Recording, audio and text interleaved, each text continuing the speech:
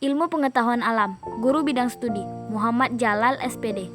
Kelas 8 semester 1. Kelompok 1. Kelly Taniago, Septiani Dewi Laksito, Pinkan Sapfitri, Naila Rizky, Syahrina Kusfiana Harahap. Assalamualaikum warahmatullahi wabarakatuh. Selamat pagi.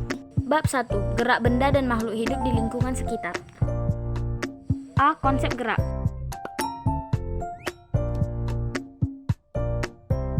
A. Konsep gerak. Benda dapat dikatakan bergerak apabila mengalami perubahan posisi dari suatu titik acuan. Benda yang bergerak akan melalui suatu lintasan tertentu. Lintasan dapat berupa lintasan yang lurus, melingkar, atau parabola, ataupun tidak beraturan. 1. Gerak lurus. Ada perbedaan makna antara jarak dan perpindahan. Jarak adalah panjang lintasan yang ditempuh, sedangkan perpindahan adalah jumlah lintasan yang ditempuh. Dengan menghitung posisi awal dan akhir benda, atau dengan kata lain, perpindahan merupakan jarak lurus resultan dari posisi awal sampai ke posisi akhir.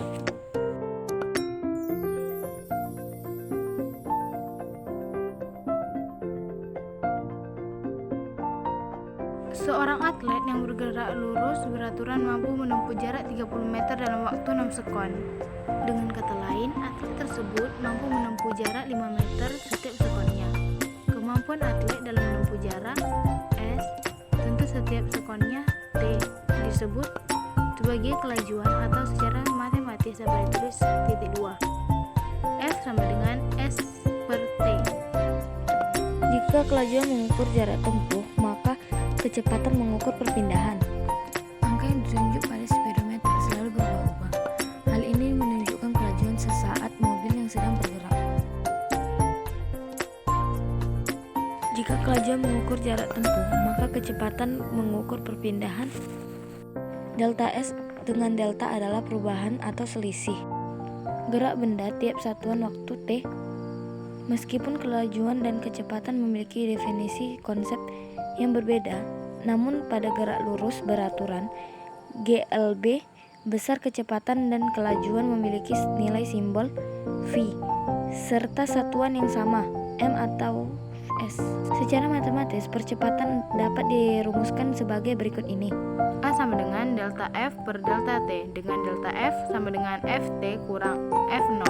A sama dengan percepatan M per S2, delta F sama dengan perubahan kecepatan M per S, delta T sama dengan perubahan waktu S, Ft sama dengan kecepatan akhir M per S, F0 sama dengan kecepatan awal ms.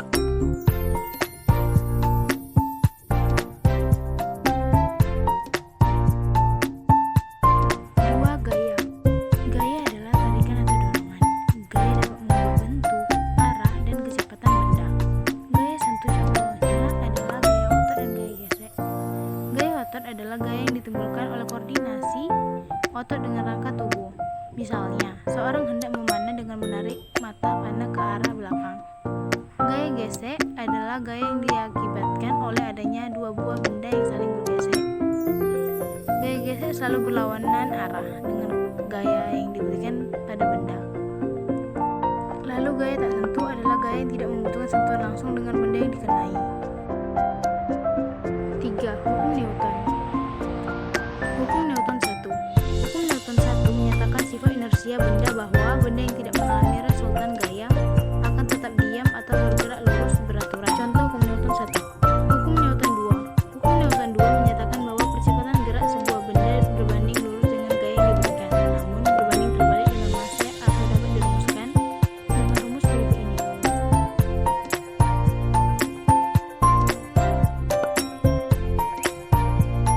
Jadi, dengan gaya yang besar maka akan didapatkan percepatan yang lebih besar juga. Begitu pula sebaliknya. Hukum Newton 3. Hukum Newton 3 menyatakan bahwa ketika benda pertama mengerjakan gaya F pada benda kedua, maka benda kedua tersebut akan memberikan gaya yang sama besar ke benda pertama, namun berlawanan arah. Jadi, gaya aksi-reaksi selalu bekerja pada dua benda yang berbeda dengan besaran yang sama. Selanjutnya, kita akan B. membahas Sistem gerak manusia. Rangka. Rangka adalah organ yang dapat menopang makhluk hidup atau membantu makhluk hidup bergerak. Rangka pada manusia berfungsi untuk melindungi organ dalam tubuh, sistem gerak, tempat melekatnya otot, dan memberikan bentuk tubuh serta menopang tubuh. Berikut ini gambar rangka manusia. Perhatikan gambar berikut ini.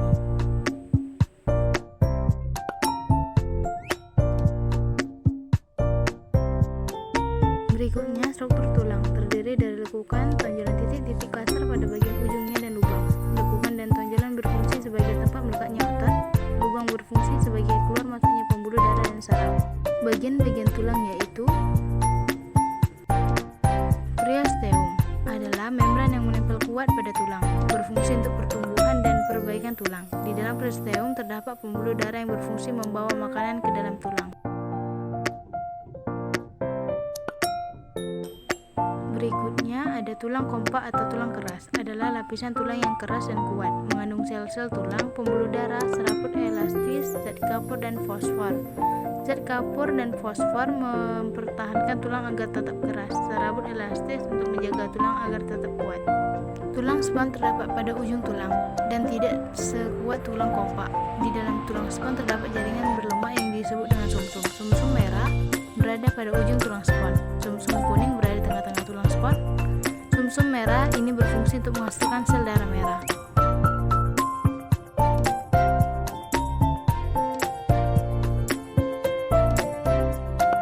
Pada ujung tulang span ditutupi oleh tulang rawan, kartilago. Kartilago ini berupa lapisan yang tebal, lunak, lentur dan tersusun atas sel-sel yang dikelilingi matriks protein. Selain itu, kartilago terdapat di ujung tulang rusuk, dinding saluran pernapasan, hidung dan telinga.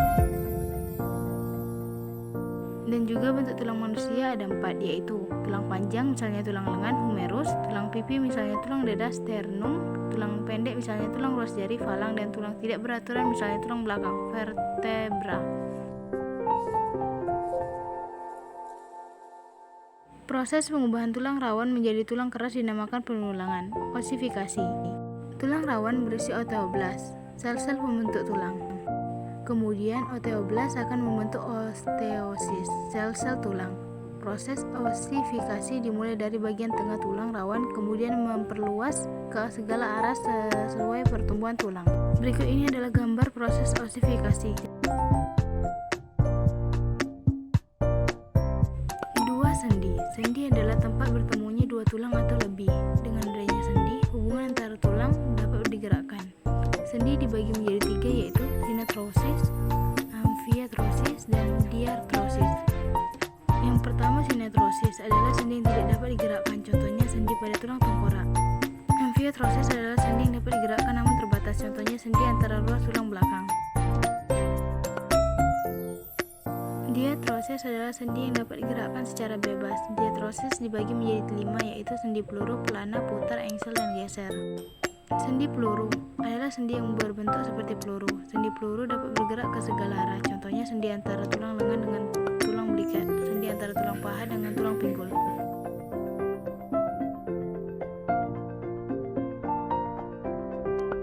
Berikut ini adalah gambar sendi peluru. Terdapat tulang belikat, tulang lengan atas, tulang pinggul, dan tulang paha, femur.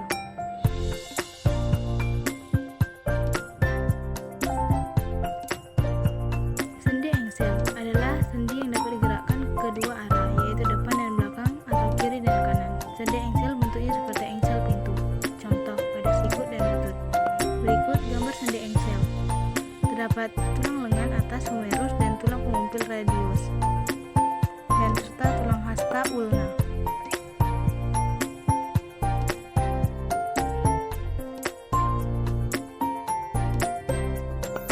Sendi putar, yaitu sendi yang salah satu tulangnya dapat berputar pada tulang yang lain sebagai porosnya, contoh pada tulang leher dengan tengkorak. Berikut ini gambar sendi putar. Terdapat tulang atlas dan tulang asis.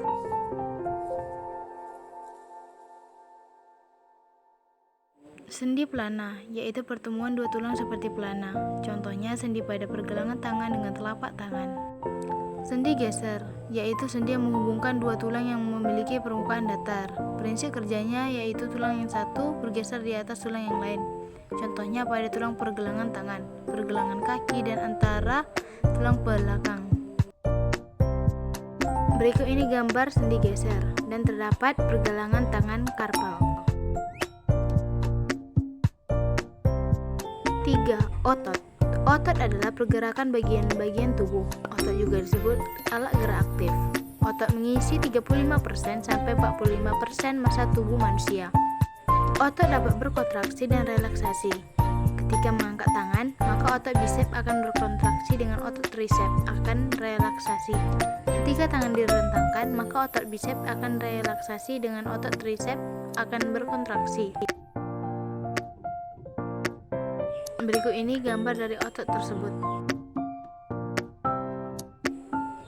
Otot polos terdapat pada dinding lambung, usus halus, rahim, dan organ dalam lainnya. Ciri-cirinya berbentuk gelondong dan memiliki inti pada setiap selnya. Bersifat involuntar, berkontraksi dan relaksasi secara lambat dan tidak mudah lelah. 4. Gangguan dan kelainan pada sistem gerak dan upaya mencegah serta mengatasinya. Kelainan pada sistem gerak yaitu riketsia, osteoporosis, artritis, fraktura, kifosis, lordosis, dan skoliosis. Riketsia yaitu kekurangan vitamin D sehingga menyebabkan kaki tumbuh membengkok. Umumnya terjadi pada anak-anak. Osteoporosis yaitu kekurangan kalsium sehingga tulang menjadi rapuh dan mudah patah. Terjadi pada orang dewasa dan orang tua. Artritis yaitu sendi tulang rusak dan tidak dapat digerakkan. Fraktura atau patah tulang terjadi ketika terbentur benda keras atau jatuh dari ketinggian. Terdapat 4 jenis fraktura. Yang pertama, fraktura terbuka. Kembalikan dari fraktura terbuka, patah tulang tertutup tidak menimbulkan luka pada kulit di sekitar lokasi patah tulang. Pada fraktura tertutup pun kulit tidak robek akibat patahan tulang tersebut. Oleh karena itu, tipe fraktur tertutup ini umumnya tidak lebih mudah diidentifikasi daripada patah tulang terbuka. Fraktura tertutup, patah tulang terbuka merupakan kasus patah tulang yang disertai dengan luka pada kulit di permukaan daerah tulang yang patah. Pada kasus yang lebih serius, bagian tulang yang patah akan terlihat dari luar. B. Fraktur spiral atau fraktura tertutup. Fraktur spiral juga merupakan bagian dari jenis patah tulang lengkap atau total. Tipe fraktur ini terjadi ketika tulang yang patah telah terpelintir atau berputar dari titiknya. C. Fraktur oblik atau fraktura tertutup. Oblique fracture atau fraktur oblik adalah jenis patah tulang yang memiliki pola patahan miring atau diagonal. Kondisi ini terjadi karena adanya tekanan atau pukulan dari sudut tertentu, yaitu atas ataupun bawah. D. Fraktur comminuta atau fraktura tertutup. Contohnya tulang hancur menjadi banyak potongan. Kelainan pada tulang belakang, yaitu kifosis adalah tulang belakang terlalu melengkung ke depan bungkuk. Lordosis adalah tulang belakang terlalu melengkung ke belakang. Dan skoliosis adalah tulang belakang terlalu melengkung ke samping. Perhatikan gambar berikut ini.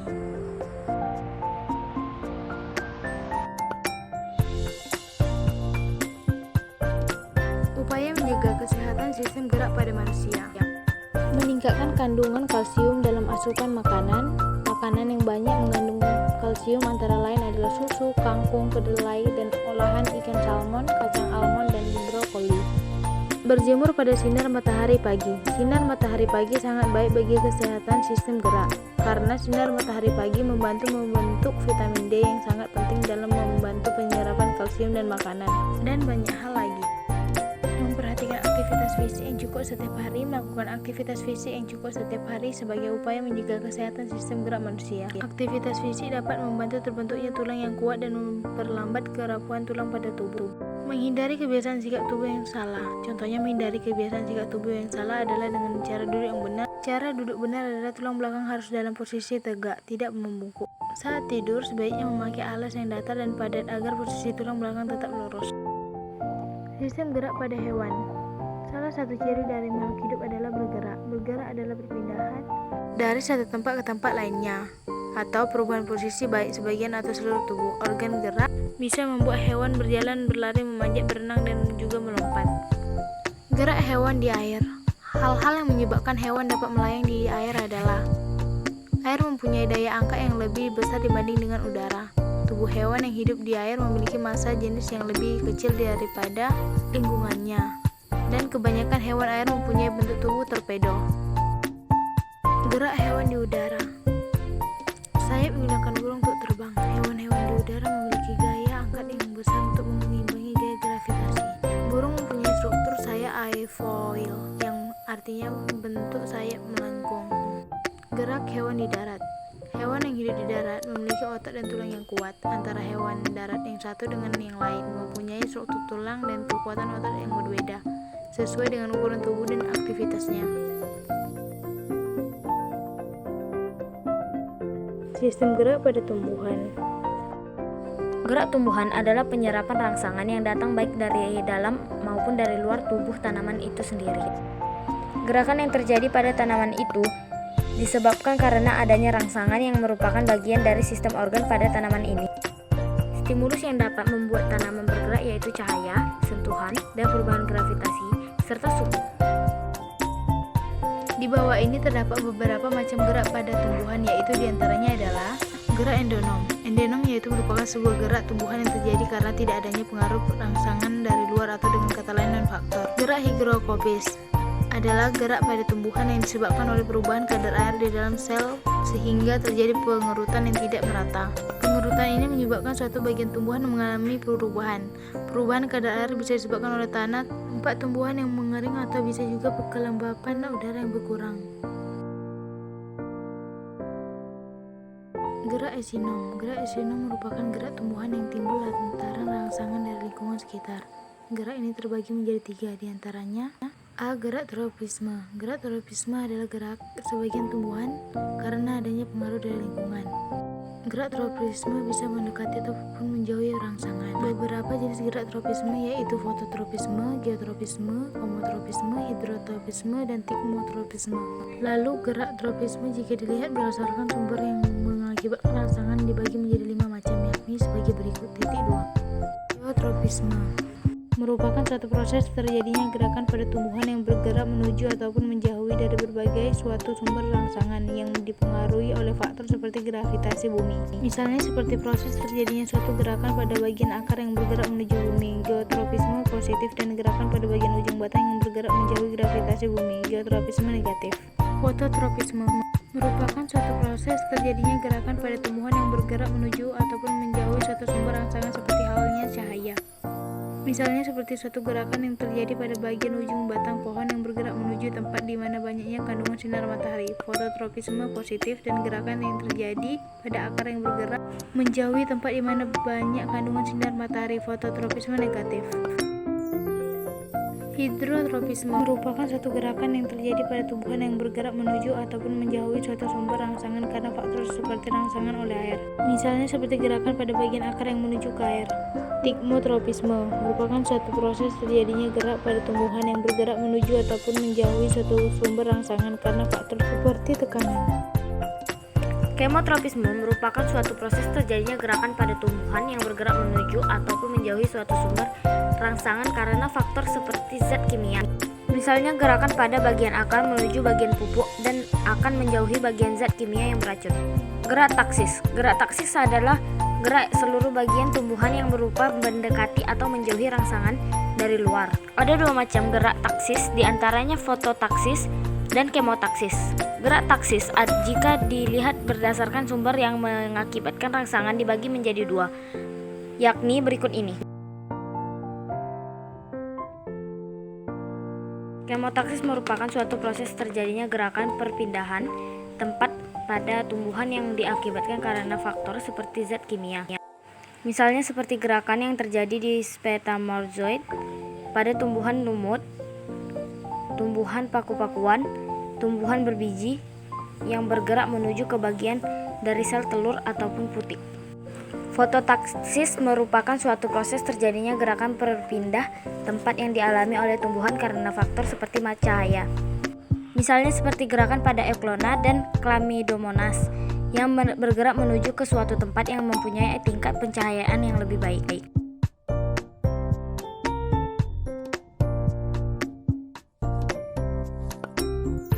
Gerak nasti. Gerak nasti timbul karena rangsangan dari luar arah Gerak nasti tidak dipengaruhi oleh datangnya rangsangan. Beberapa jenis gerak nasti adalah fotonasti, tikmonasti, termonasti, niktinasti, dan nasti kompleks. Gerak nasti jika dilihat berdasarkan sumber yang mengakibatkan rangsangan dibagi menjadi 5 macam, yakni berikut ini. Seismonasti merupakan suatu proses gerakan yang terjadi pada tumbuhan dan dipengaruhi oleh suatu faktor seperti halnya getaran ataupun sentuhan yang halus.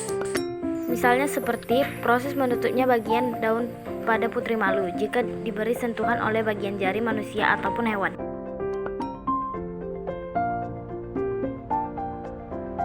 Termonasti merupakan gerak yang terjadi pada tumbuhan yang diakibatkan oleh suatu faktor seperti halnya perubahan suhu. Misalnya seperti proses mekarnya bunga tulip akibat adanya suhu yang naik. Fotonasti merupakan suatu proses terjadinya gerakan pada tumbuhan yang diakibatkan oleh suatu faktor seperti halnya cahaya. Misalnya seperti proses mekarnya bunga pukul 4 yang terjadi tepat pukul 4. Fiktinasi merupakan suatu proses gerakan yang terjadi pada tumbuhan yang diakibatkan oleh faktor seperti halnya menggelap. Misalnya seperti proses tidurnya bagian daun pada belimbing wuluh pada saat datangnya malam hari. Hari ini dikerjakan oleh Septiani Dewi Laksito. Bab 2. Usaha dan pesawat sederhana. 1. Usaha. Usaha adalah energi yang disalurkan gaya ke sebuah benda sehingga benda tersebut dapat bergerak. Usaha atau kerja dalam IPA dilambangkan dengan W dari kata dalam bahasa Inggris yaitu work. Semakin besar gaya yang digunakan untuk memindahkan benda, semakin besar pula usaha yang dilakukan. Semakin besar perpindahan benda, semakin besar pula usaha yang dilakukan. Berdasarkan pernyataan tersebut, dapat disimpulkan bahwa besarnya usaha W ditentukan oleh besar gaya yang diberikan pada benda F dan besar perpindahan delta S. Secara matematis dapat ditulis sebagai berikut. W sama dengan F delta S, W sama dengan usaha Joule, F sama dengan gaya Newton, delta S sama dengan perpindahan meter. Daya P atau laju energi adalah besarnya energi yang dipergunakan dalam setiap detik, sehingga dapat ditentukan dengan cara membagi usaha W dengan selang waktu T, atau secara matematis dapat dituliskan sebagai berikut ini. P sama dengan W per T, P sama dengan daya atau watt, W sama dengan usaha Joule, T sama dengan waktu sekon. Dikerjakan oleh Sherina Kosviana Harahap. Sekian dari kelompok kami, terima kasih.